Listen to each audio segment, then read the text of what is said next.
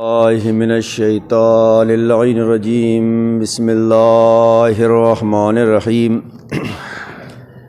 الحمد للہ رب العالمین الصلاۃ والسلام والتحیۃ والاکرام علی النبی المکی المدنی القرشی الہاشمی ابتحی المحمود الاحمد والمصطفى الامجد مولانا مول الثقلین جد الحسن والحسین ابی القاسم محمد وعلى اہل بیتہ الطیبین الطاہرین المعصومین المظلومین ولعنت الدائمۃ علی اعدائهم اجمعین من الآن الى قیام یوم الدین اما بعد فقد قال اللہ تبارک وتعالی فی قرآنہ المجید وهو اصدق الصادقین وقولہ الحق بسم اللہ الرحمن الرحیم انما یرید اللہ لیذہب عنکم الرجس اہل البیت ویطہرکم تطہیرا۔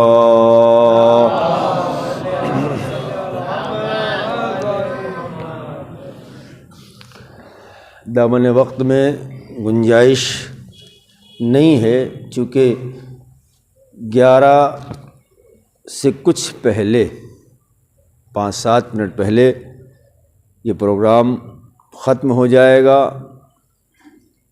اس لیے کہ جو گورنمنٹ کی گائیڈ لائن ہے وہ 11 بجے سے کرفیو ہے، اس لیے کوشش یہ کروں گا کہ مختصر سے وقت میں 2-3 باتیں بہت ساری کرنا تھی، لیکن وقت میں گنجائش نہیں ہے، اس لیے اہم باتیں، جو اہم تو سبھی ہیں لیکن ان اہم میں سے کچھ باتیں میں آپ کی خدمت میں عرض کرنے کی کوشش کر رہا ہوں۔ ایک مل جل کے صلوات بھیج دے محمد اور آل محمد۔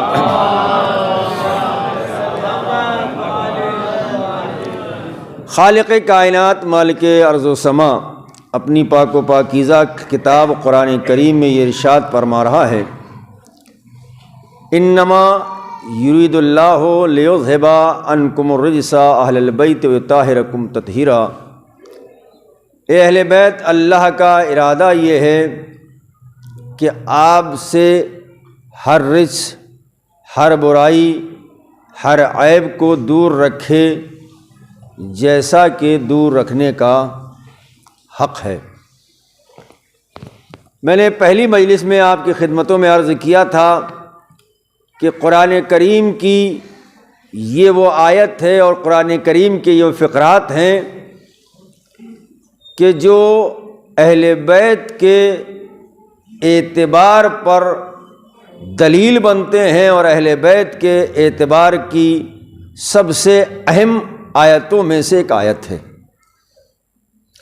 اس لیے کہ انسان معتبر اس وقت بنتا ہے جب وہ برائیوں سے دور ہو، اور یہ قرآن کے فقرے اہل بیت کو برائیوں سے دور رکھنے کا ارادہ اللہ کا ہے، اور اللہ کا ارادہ ہمارا اور آپ کا ارادہ نہیں ہے۔ اس لیے کہ ہم جو ارادہ کرتے ہیں وہ ٹوٹ جاتا ہے، خدا کا ارادہ وہ ارادہ ہے، انما امرہ اذا اراد شیئا ان یقول لہ کن فیکون۔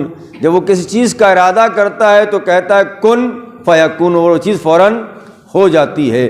یعنی ہمارے ارادے میں اور اللہ کے ارادے میں بہت بڑا فرق ہے۔ ہمارا ارادہ ٹوٹ جاتا ہے، اللہ کا ارادہ ٹوٹنے والا نہیں ہے، اور اللہ نے یہ ارادہ کیا ہے کہ اہل بیت آپ کو اللہ ہر رجس، ہر برائی، ہر عیب سے دور رکھے، جیسا کہ دور رکھنے کا حق ہے۔ تو میں نے کل ایک جملہ کہا تھا، جو لوگ کل کی مجلس میں تھے ان کو یاد ہوگا، میں آج اس لیے ریپیٹ کر رہا ہوں تاکہ میں اس جملے سے بات کو آگے بڑھا سکوں۔ عصمت، معصوم ہونا اہل بیت کی فضیلت نہیں ہے، دین اسلام کی ضرورت ہے۔ معصوم ہونا اہل بیت کا یہ ان کی فضیلت نہیں ہے، دین اسلام کی ضرورت ہے، اس لیے کہ اللہ کو دین پاک کو انسانوں کے اندر پہنچانا ہے، انسانوں تک پہنچانا ہے۔ تو ذرا سوچیں، غور کریں، جو دین بھیج رہا ہے وہ بھی معصوم ہے، جو دین لا رہا ہے وہ بھی معصوم ہے، تو اب جس کے اوپر دین آ رہا ہے وہی آ رہی ہے، کیا وہ معصوم نہیں ہوگا؟ اس کا مطلب یہ ہے اس کا بھی معصوم ہونا ضروری ہے، دین کو پھیلانے والا بھی معصوم ہو، دین کو بچانے والا بھی معصوم ہو۔ ایک صلاح بھیج دے محمد آل محمد پر۔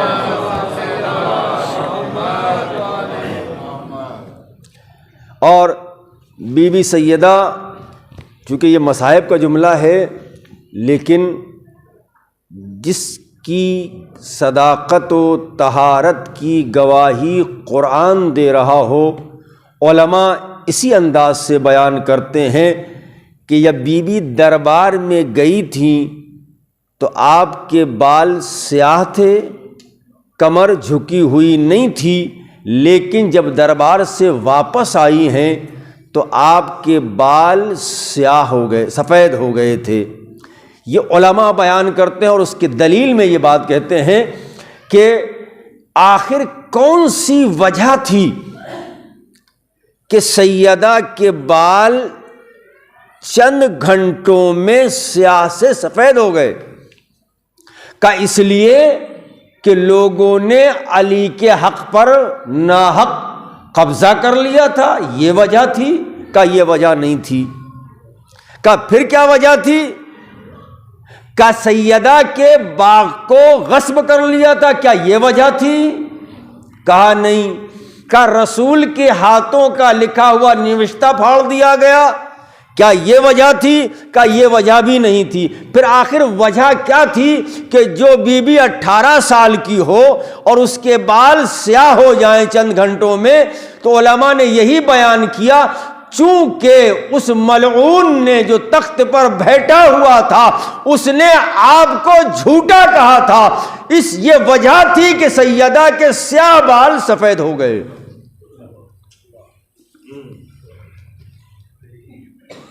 عزیزو، قابل غور گفتگو ہے۔ اب ایک جملہ میں تعلیمات سیدہ کے عنوان سے ایک جملہ کہہ کے آگے بڑھ جانا چاہتا ہوں۔ وہ سیدہ کہ جو اگر کوئی ان پر جھوٹ کا الزام لگائے تو ان کے لیے یہ اتنی بڑی مصیبت ہے کہ سیاہ بال سفید ہو جاتے ہیں، تو اب اگر کوئی سیدہ کا چاہنے والا اپنی زندگی میں مسلسل جھوٹ بول رہا ہے، مسلسل فریب کر رہا ہے، مسلسل دھوکے دے رہا ہے، وہ سب کچھ ہو سکتا ہے، سیدہ کا چاہنے والا نہیں ہو سکتا۔ ایک صلاۃ بھیج دے محمد آل محمد پر۔ چونکہ جناب سیدہ نساء العالمین عالمین کے لیے، انسانیت کے لیے نمونہ عمل ہیں، صرف اس لیے نہیں کہ ہم یہ کہیں کہ نہیں عورتوں کے لیے نمونہ عمل ہے، نہیں، انسانیت کے لیے نمونہ عمل ہے۔ تو ظاہر سی بات ہے آپ کی زندگی کا ہر پہلو ہمارے لیے نمونہ عمل ہے، ہمارے لیے ہدایت ہے۔ میں ایک چھوٹا سا واقعہ، بہت ہی مشہور و معروف واقعہ ہے کہ ایک روز رسول اکرم در سیدہ پر آئے، دق الباب کیا، سیدہ نے آواز دی، کون؟ کہا بیٹی میں تمہارا باپ، میں تمہارا بابا۔ کہا بابا آپ کو اجازت لینے کی ضرورت نہیں ہے۔ سیدہ نے کیا فرمایا؟ آپ کو اجازت لینے کی ضرورت؟ تو رسول اکرم نے فرمایا بیٹی میرے ساتھ میرا ایک صحابی ہے۔ دیکھیے کنیز سیدہ ہونے کا دعویٰ کرنا اور ہے، کنیز بن جانا اور ہے۔ کہ میرے ساتھ ایک میرا صحابی بھی ہے، جناب سیدہ نے فرمایا بابا میں پردہ کر لوں، میں چادر اوڑھ لوں، اس کے بعد آپ تشریف لائیے گا؟ تو رسول اکرم نے ایک جملہ کہا، بیٹی وہ جو صحابی میرے ساتھ ہے وہ نابینا ہے، اس کو دکھائی نہیں دیتا۔ قسم خدا کی اگر اس واقعے کو اگر ہماری قوم، ہماری ملت اپنے لیے ہدایت کے طور پر اور اپنے لیے نمونہ عمل کے طور پر اپنی زندگی میں اتار لے تو قسم خدا کی زندگی بھی آباد ہو جائے گی، آخرت بھی آباد ہو جائے گی۔ کہ میرے ساتھ جو صحابی ہے وہ نابینا ہے، کہ بابا میں پردہ کر لوں، کہ اس کو دکھائی نہیں دیتا۔ اب سیدہ کے جملے یہ ہیں کہ بابا اگر وہ نابینا ہے تو میں تو نابینا نہیں ہوں، اس کا مطلب یہ ہے خاتون خانہ کی ذمہ داری یہ ہے کہ وہ بھی کسی نامحرم کو نہ دیکھے اور اس کو بھی کوئی نامحرم نہ دیکھے۔ ایک صلاۃ بھیج دے محمد را آل محمد پر۔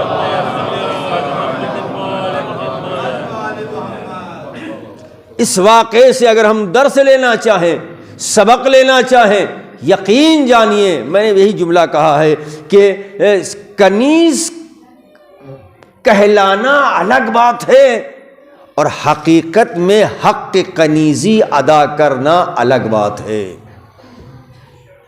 ایسا نہیں ہے کہ ہم یہ کہیں کہ نہیں اب سیدہ کی کنیز بننا مشکل ہے، ناممکن ہے۔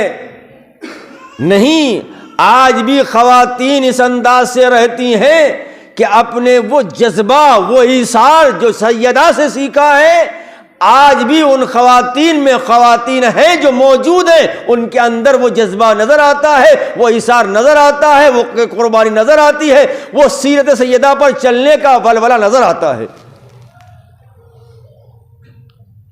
میں نے پہلی مجلس میں گزارش کی تھی، یہ جوان بچوں نے کہا تھا مولانا صاحب آپ کا موضوع کیا رہے گا؟ میں نے کہا تعلیمات جناب سیدہ۔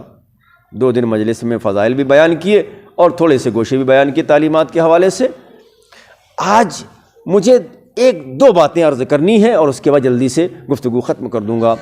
پوری روایتیں نہیں پڑھوں گا، پوری احادیث نہیں پڑھوں گا۔ ایک تسبیح سیدہ ہے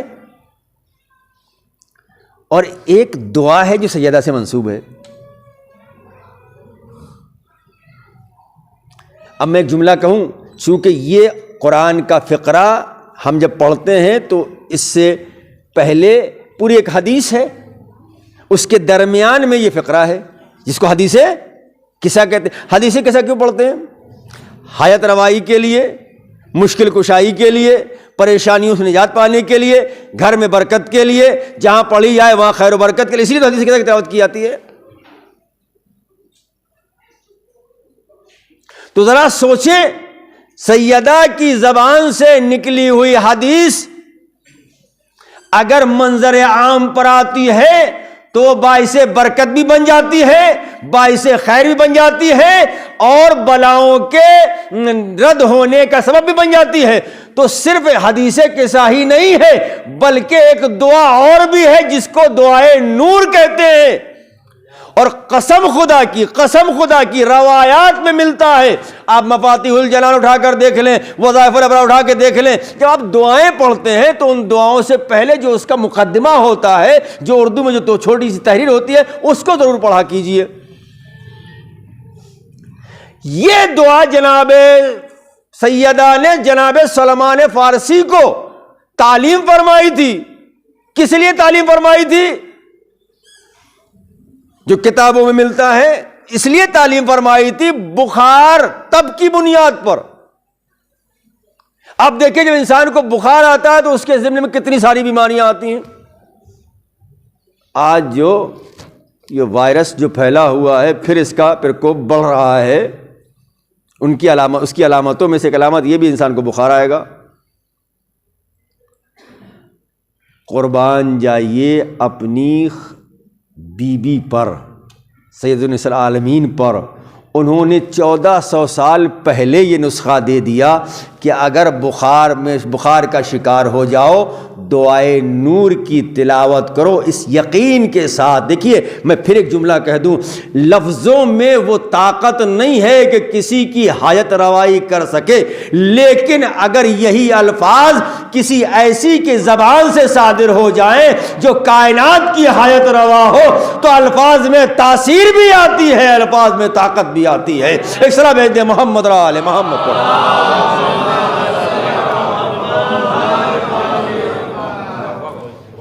جناب سلمان فارسی کا بیان ہے کہ میں نے اس کو مسلسل اس کا ورد کیا, میں بخار سے محفوظ رہا, اور اس وقت جو لوگ تب کے شکار تھے ان کو جب تعلیم کی گئی, ان کو جب بتایا گیا, انہوں نے تلاوت کی تو ان کا بخار بھی جاتا رہا. سب کچھ ہمارے پاس ہے لیکن ہمیں معلوم نہیں ہے, ہم خواب غفلت میں سوئے ہوئے ہیں. سب کچھ ہمارے پاس ہے, اہل بیت کی تعلیمات ہمارے پاس موجود ہیں. اسی لیے امام معصوم نے فرمایا اگر ہماری احادیث ہمارے اقوال لوگوں تک پہنچ جائیں تو لوگ جوق در جوق مذہب تشیع اختیار کرتے ہوئے نظر آئیں گے. کیوں؟ اس لیے کہ ان کے کلام میں تاثیر ہے, اور تاثیر اس لیے ہے چونکہ معصوم کی زبان سے صادر ہوا ہے, حیات روا کی زبان سے صادر ہوا ہے, مشکل کشا کی زبان سے صادر ہوا ہے. اور ایک جو گفٹ ہے جناب سیدہ کا وہ کون سی چیز ہے؟ تسبیح زہرا. میں 2-3 چیزیں لکھ کے لایا ہوں, وہ میں پڑھ دوں جلدی سے, حالانکہ لکھا تو میں نے بہت کچھ ہے لیکن میں صرف 2-3 چیزیں میں آپ کی خدمت میں عرض کر دوں. ایک صلاح بھیج دیں محمد اور آل محمد.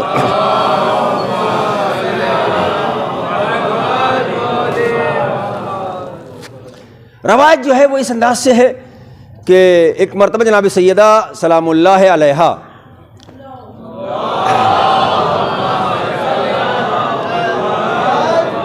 اپنے گھر پہ جو کام کاج ہوتا تھا اس کی وجہ سے بابا کی خدمت میں گئیں. کہتے ہیں بابا مجھے میرے لیے کنیز کا انتظام کر دیجئے. اس وقت رسول اکرم نے فرمایا کہ اگر میں تمہیں ایسی چیز تعلیم کروں, ایسی چیز بتاؤں جو کنیز سے کہیں زیادہ بہتر ہو. جناب سیدہ نے فرمایا بابا بے شک, پوری روایت ہے. جناب رسول اللہ فرماتے ہیں کہ جب سونے لگو, سونے کے لیے رخت خواب پر پہنچ جاؤ, 34 مرتبہ اللہ اکبر, 33 مرتبہ الحمدللہ اور 33 مرتبہ سبحان اللہ. کوئی بہت بڑی بات نہیں ہے, یہ ہمارے لیے آسان ہے. کیا؟ اللہ اکبر 34 مرتبہ, الحمدللہ 33 مرتبہ, سبحان اللہ 34 مرتبہ. یہ پڑھو, یہ تعلیم فرمایا کس نے؟ رسول اکرم نے. اب میں اس کے فضائل بیان کر دوں کہ اس تسبیح کا فائدہ کیا ہے, اس کے ثواب کیا ہے. ایک مل جل کے صلوات بھیج دیں محمد اور آل محمد پر.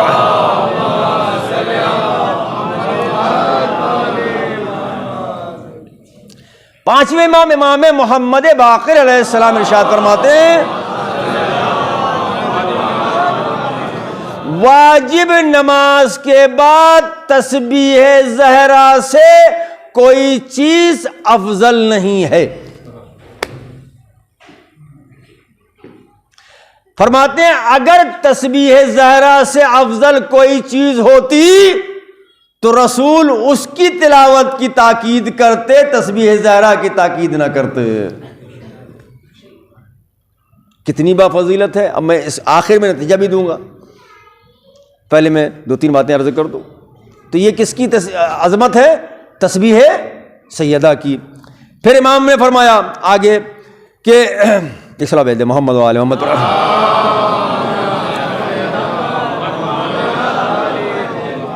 ایک اور صلاح بھیج دیں محمد و آل محمد.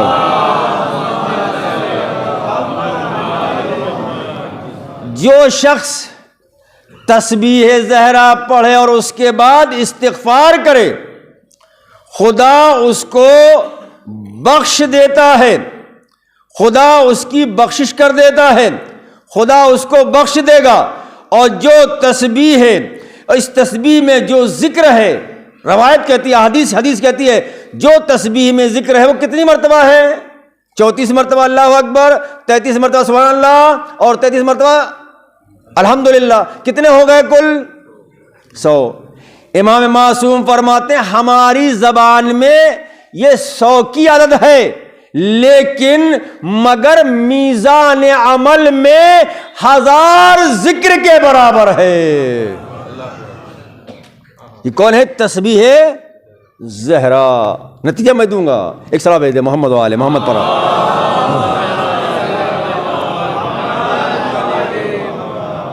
پھر امام فرماتے ہیں میرے نزدیک اس تسبیح کا پڑھنا روزانہ 1000 رکعت سنت نمازوں سے افضل ہے۔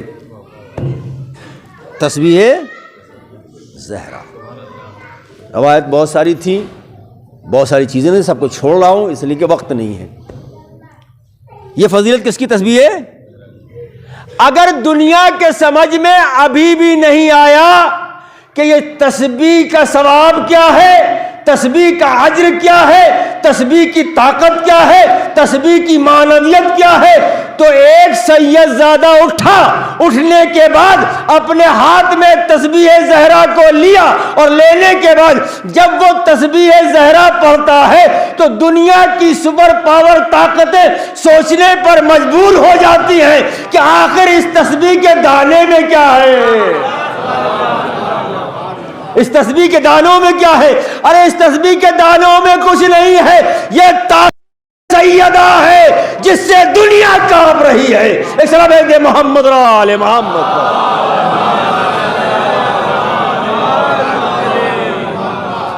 یہ عظمت ہے تسبیح سیدہ کی۔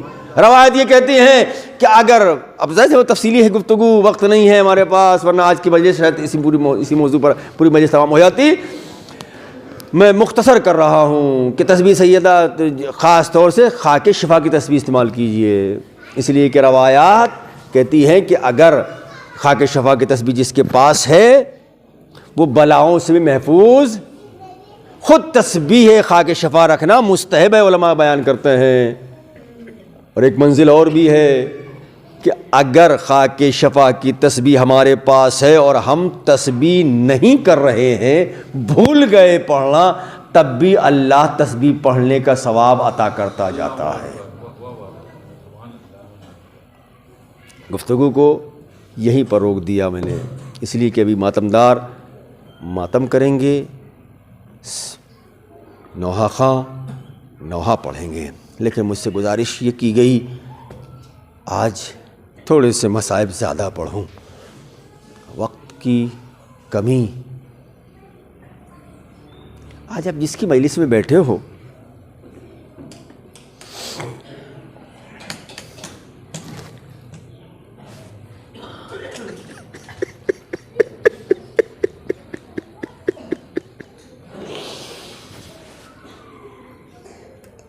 آج جب مجلس کا اختتام ہو، آخری منزل پر، مصائب کے آخری منزلیں ہو نا، جو دعا مانگو گے وہ تمہاری دعا مستجاب ہوگی،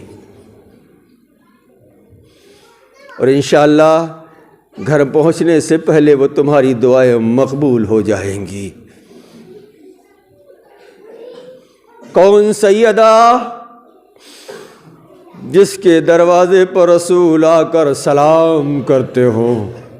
جانتے ہو جناب خدیجہ الکبریٰ کا جب آخری وقت آیا تو رسول اللہ سے وصیت کر رہی تھی۔ ان وصیتوں میں ایک وصیت یہ بھی تھی، اے میرے والی و وارث، میری وصیت اور بھی ہے، کیا فرمائیے کہ اے میرے والی و وارث، اپنی امت سے کہہ دینا میری بیٹی سے کبھی بلند آواز سے بات نہ،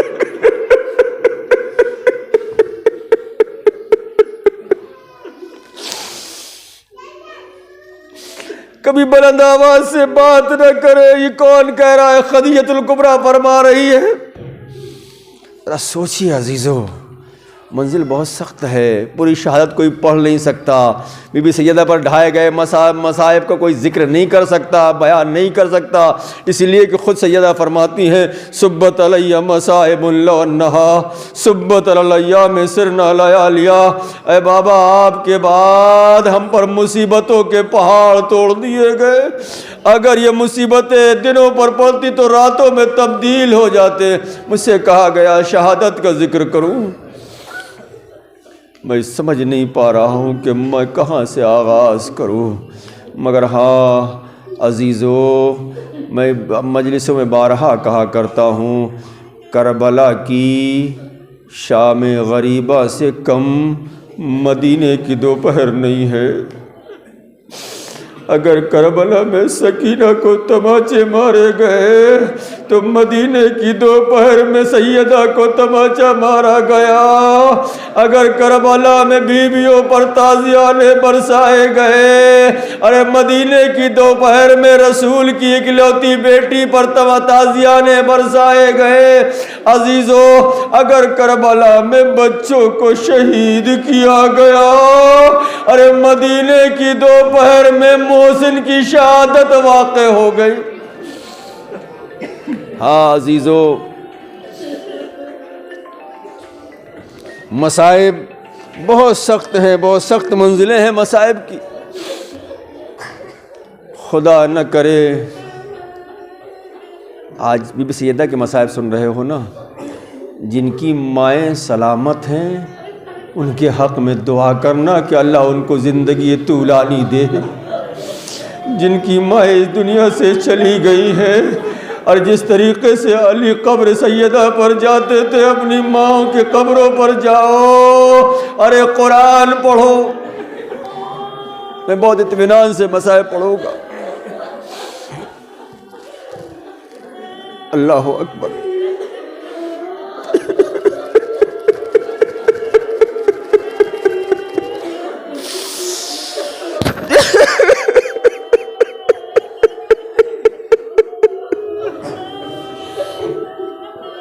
عزیزو جب جناب سیدہ کا آخری وقت آیا،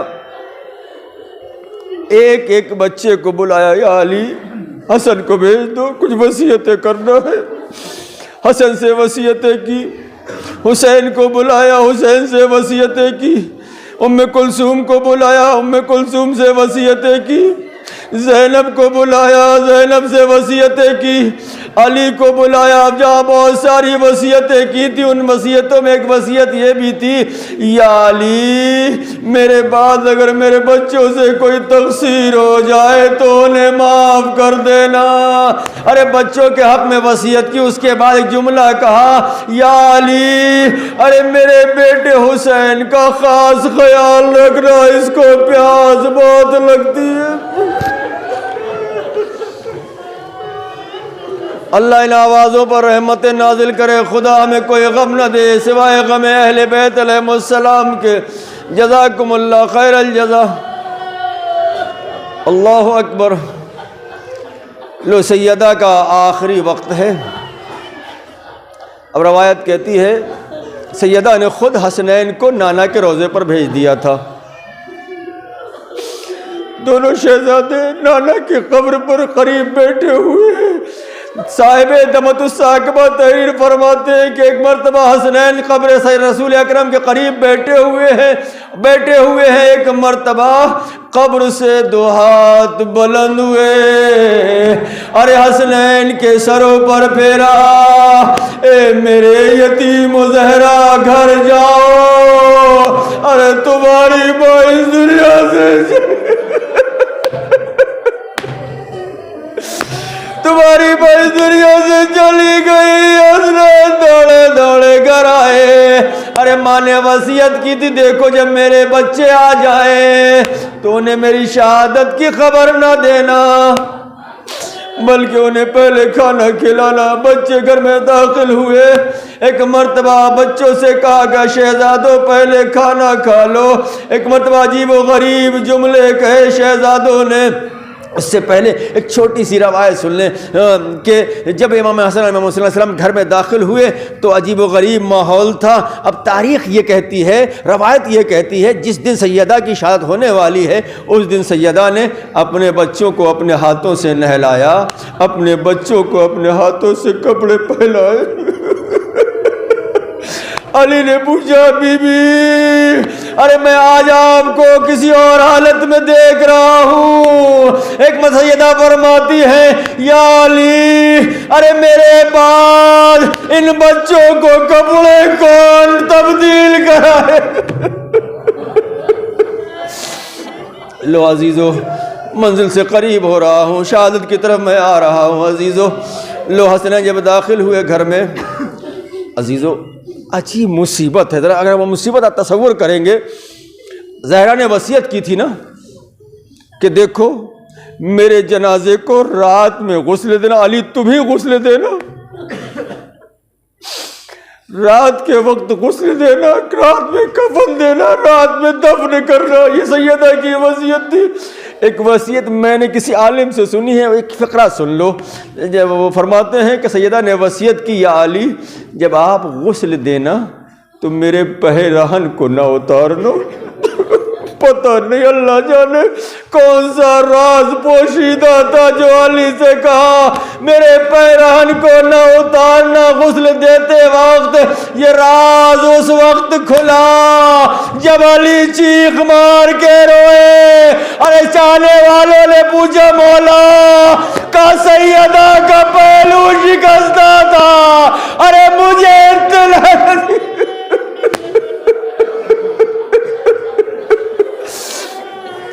آج تمہیں حسنین کی یتیمی کا ماتم کرنا ہے، سکینہ زینب کی یتیمی کا ماتم کرنا ہے، ام کلثوم کی یتیمی کا ماتم کرنا ہے۔ سیدہ نے وصیت کی میرے جنازے کی اطلاع کسی کو نہ دیجیے گا۔ اب مجھے بتائیے جب جنازے کی اطلاع دینے کے لیے منع کر دیا تو بچے روئے تو کیسے روئے؟ اگر روتے ہیں تو دشمنوں تک خبر پہنچ جائے گی، وہ آ جائیں گے۔ اس لیے سیدہ نے منع کیا کہ دیکھو کسی کو اطلاع نہ کرنا۔ بس عزیزو 2-3 جملے سن لو اور مجلس کو اختتام کی منزل تک لے جانا چاہتا ہوں۔ ایک مرتبہ تاریخ کہتی ہے کہ نصف شب کے قریب سلمان اپنے گھر میں ہیں، دروازہ کھٹکھٹایا گیا۔ جب دروازہ کھٹکھٹایا گیا سلمان نے دروازہ کھولا۔ جب دروازہ کھولا تو کیا دیکھا؟ علی کے ننھے ننھے بچے دروازے پہ کھڑے ہیں۔ شہزادو تم اس وقت کیوں آئے ہو؟ کہا آپ کو بابا نے بلایا۔ کہا بابا نے کیوں بلایا ہے؟ کہا میری ماں اس دنیا سے چلی گئی۔ عزیز و سلمان دوڑے دوڑے آئے۔ اب جو میں منزل سامنے پیش کرنے جا رہا ہوں بہت عجیب و غریب منزل ہے عزیزو۔ ایک مرتبہ سلمان علی کے گھر کی طرف بڑھے۔ ایک مرتبہ مجھے بتاؤ اگر کسی کا انتقال ہو جائے، صبح انتقال ہو جائے، انسان روتے روتے تھک جاتا ہے، رونا بند کر دیتا ہے، خاموش ہو جاتا ہے، لیکن پھر کب روتا ہے؟ کہ جب کسی اپنے کو دیکھ لیتا ہے پھر رونا شروع کر دیتا ہے۔ علی چیخ مار کے نہیں روئے ابھی ہے نا، علی نہیں روئے نا چیخ مار کے۔ ایک بار ایسے ہی سلمان کو دیکھا، علی دوڑ کے سلمان کو سینے سے لگا لیا۔ اے سلمان ارے زہرا اس دنیا سے چلی گئی۔ عزیزو عجیب و غریب منزل ہے۔ بس علی نے ایک سوال کیا، سلمان جانتے ہو میں نے تمہیں کیوں بلایا ہے؟ کہا مولا میں نہیں جانتا۔ کہا تمہیں زہرا کی رخصتی یاد ہے؟ کہا ہاں مولا مجھے یاد ہے۔ کہا یہ بتاؤ جب زہرا رسول اللہ کے گھر سے رخصت ہوئی تھی ان کی مہار ناقہ کو تم ہی پکڑ کے میرے گھر تک لائے تھے۔ سلمان ارے اب بھی سیدہ کو آخری منزل تک پہنچا۔ اللہ اکبر۔ ہاں عزیزو لو رات کی تاریکی، علی غسل دے رہے ہیں، غسل مکمل ہوا، کفن دیا علی نے، بچوں کو آواز دی بچوں اپنی ماں کو خدا حافظ کہو۔ بس عزیزو یہاں سے 3 جملے مصائب کے پڑھوں گا۔ مجلس ختم کر دوں گا۔ عزیزو، ایک مرتبہ نے آواز دی، بچوں ماں کو خدا حافظ کہو، ماں کو خدا حافظ کہو۔ اب مجھے نہیں معلوم زینب نے ماں کو کیسے خدا حافظ کہا، ام کلثوم نے کیسے ماں کو خدا حافظ کہا، حسن نے کیسے ماں کو خدا حافظ کہا۔ بس ایک جملہ سن لو عزیزو، ایک یاد رکھیے گا، جب اگر کسی کے سر میں چوٹ لگتی ہے، زیادہ گہری چوٹ ہوتی ہے، تو سر میں چوٹ لگنے کا نتیجہ یہ ہوتا ہے کہ جسم کا کوئی ایک اور حصہ کام کرنا بند کر دیتا ہے۔ کبھی ہاتھ اٹھنا بند ہو جاتا ہے، کبھی ایک آنکھ سے دکھنا بند ہو جاتا ہے، کبھی انسان بولنا بند کر دیتا ہے، کبھی کچھ ہو جاتا ہے۔ جب سر میں چوٹ لگتی ہے تو ایسا ہوتا ہے۔ ڈاکٹر یہ کہتے ہیں کہ سر کا حصہ ہے کہ اگر سر میں چوٹ لگے تو انسان کے دوسرے جسم کے حصوں میں سے کوئی ایک حصہ کام کرنا بند کر دیتا ہے۔ اسی طریقے سے جب انسان کا پہلو شکستہ ہو، پہلو کی ہڈیاں پسلیاں ٹوٹتی ہے، تو جسم کا کوئی نہ کوئی حصہ کام کرنا بند کر دیتا ہے۔ ارے سیدہ کا پہلو شکستہ تھا، ارے سیدہ اس شکستہ پہلو کے بعد کبھی دعائے قنوت کے لیے ہاتھ نہیں اٹھا پاتی تھی، اس لیے کہ ہاتھ نے کام کرنا بند کر دیا تھا۔ بس اس جملے کو ذہن میں رکھیے گا۔ علی نے کہا بچوں سے خدا حافظ کو، ماں کو ایک ایک بچہ خدا حافظ کہتا رہا۔ ایک مرتبہ ایک گوشے میں حسین کھڑے تھے یا بیٹھے تھے، علی نے کہا بیٹا کیا تم ماں کو خدا حافظ نہ کہو گے؟ جیسے علی نے یہ کہا، حسین نے ایک جملہ کہا، بابا جب تک میری ماں خود مجھے نہ بلائے گی، ارے اس وقت تک میں خدا حافظ نہ کہوں گا۔ جیسے حسین کی آواز ارے سیدہ کے کانوں سے ٹکرائی، بند کفن کھل گئے۔ آ میرے پیاسے حسین، آ میرے مظلوم حسین، آ میرے کربلا کے پیاسے حسین، آگے بڑھے، ارے ماں کے سینے سے لپٹ گئے، اماں خدا حافظ۔ مگر کل کربلا میں جب حسین گھوڑے سے زمین پر آئے تو اماں ضرور آ جانا۔ یہی وجہ ہے کہ جب حسین گھوڑے سے زمین پر آئے تو ایک دکھیاری ماں کی آواز تھی، اے میرے لال حسین، کیا میں نے چکیا پیس کے اسی دن کے لیے بس مجلس کو ختم کر دیا میں نے۔ عزیزو، میں دفن نہیں پڑھ سکتا، جنازہ کیسے نکلا میں نہیں پڑھ سکتا، بس اتنا سن لو، بچے چیخ مار کے رو بھی نہیں سکتے تھے۔ جب جنازہ چلا تو کیفیت کیا تھی؟ کیفیت کی چند لوگ تھے جو سیدہ کے جنازے کو لے کے آگے بڑھ رہے تھے۔ حسنین تھے، چھوٹے تھے نا، چیخ مار کے رو نہیں سکتے تھے۔ ایک مرتبہ حسنین نے اپنے منہ اپنے گریبان کے اندر کیے، ارے سسکیاں لیتے ہوئے آگے بڑھتے۔ بس مجلس کا آخری جملہ مجلس کا عزیزو، 3 جنازے تاریخ میں ایسے ہیں کہ جب ان کو غسل دیا گیا تو غسل دینے والا چیخ مار کے رویا، تکبیر کی آواز بلند کی، سین سے سیدہ، سین سے سکینہ، سین سے سجاد۔ جب سیدہ کو علی غسل دینے لگے، ارے چیخ مار کے روئے، اللہ اکبر۔ ارے سیدہ کا پہلو شکستہ تھا، جب سجاد کو باقر غسل دینے لگے چیخ مار کے روئے، تکبیر کی آواز بلند کی۔ چاہنے والوں نے پوچھا مولا کا میرے بابا کے زخم ابھی تازہ تھے، زخم ابھی ہرے تھے۔ بآخری جملہ ہے مصائب کا عزیزو، ایک جنازہ اور بھی ہے۔ جب غسل دیا جانے لگا وہ جنازہ سکینہ کا ہے، ارے قید خانہ شام ہے، ایک مرتبہ سکینہ کی شہادت ہو چکی۔ ارے رباب آگے بڑھی چاہتی ہے کہ غسل دے، ایک مرتبہ چیخ ماری، نعرے تکبیر بلند کیا، غش کھا کے گر پڑی۔ لیلا آگے بڑھی غش کھا کے گر پڑی، ایک مرتبہ زینب آگے بڑھی، تکبیر کی آواز بلند کی، غش کھا کے گر پڑی۔ سجاد آگے بڑھے، جب ان بیویوں کو غش سے فاقہ ہو گیا، سجاد آگے بڑھے، ہاتھوں کو جوڑا، ارے پپی اماں اتنا بتا دو یہ غش کھا کے غش کھانے کا سبب کیا ہے؟ زینب فرماتی ہے بیٹا سجاد نہ سن سکے گا۔ سجاد فرماتے پپی اماں ارے میں نے کربلا سے لے کے یہاں تک سارے مصائب اپنی آنکھوں سے دیکھے ہیں، کہ بیٹا نہ سن سکے گا۔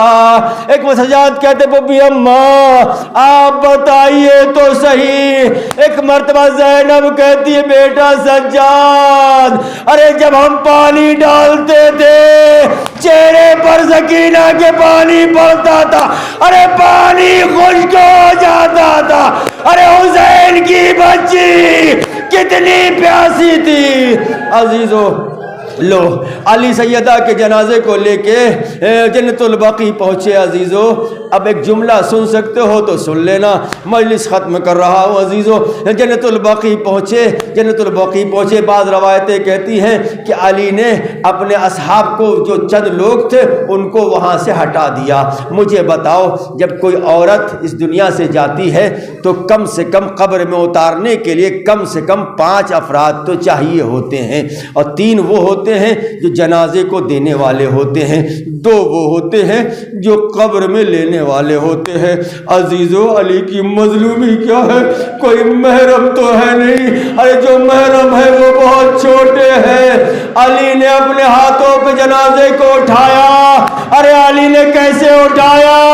کہ سیدہ اتنی کمزور ہو گئی تھی، علی نے ہاتھوں پہ جنازہ لیا، قبر سے 2 ہاتھ بلند ہوئے،